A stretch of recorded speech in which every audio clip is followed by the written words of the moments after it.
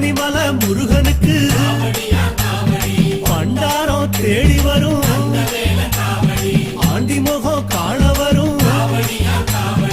ஆவினங்குடி தேடி வரும் கால்நடையா வந்த காவடி இது தேடுவது கந்தன் காலடி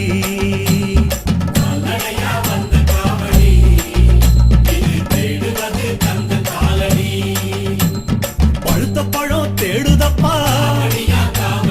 பாலதண்ட பாணி கேட்ட நல்ல முத்து வேலனுக்கு